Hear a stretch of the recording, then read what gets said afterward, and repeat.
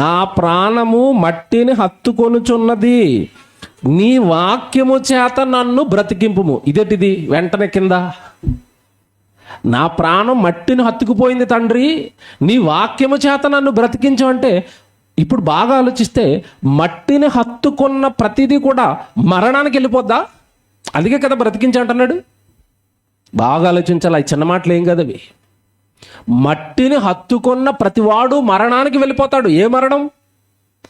రెండవ మరణం, నిత్యాగ్ని దండనకు వెళ్ళిపోతాడు. వాడు ఆత్మ కాలిపోతుంది. ఈ లోకాన్ని ప్రేమించిన వాడు, దేవుడిని విడిచిపెట్టి దేవుడి కంటే ఈ లోకాన్ని బాగా హత్తుకుపోయిన వాడి విషయంలో దేవుడు అలాంటి వాడిని ఇష్టపడడు. లోకంలో ఉన్న దేన్నన్నా దేవుడి కంటే నువ్వు ఎక్కువగా ప్రేమిస్తున్నావంటే, ఎక్కువగా హత్తుకుపోయావంటే దేవుడు సహించుకోలేడు. బెస్ట్ ఎగ్జాంపుల్ ఒక అతని జీవితం చెప్తాను మీకు బాగా అర్థమైపోవడానికి. అపోస్తులు 12 మంది, మిగతా 11 మంది యేసుక్రీస్తుల వారు వాక్యం నమ్మి సేవ చేస్తూ పరలోకం కోసం బ్రతుకుతున్నారు, నిత్యజీవం కోసం బ్రతుకుతున్నారు. అందులో ఒక్కడు ఇస్కరియోతు యోధ. వాడు వాక్యాన్ని హత్తుకోలేదు, రాబోయే పరలోకపు జీవితాన్ని హత్తుకోలేదు. వాడి మనసు ఎన్ని వాక్యాలు విన్నా దేవుణ్ణి హత్తుకుపోయింది చెప్పండి?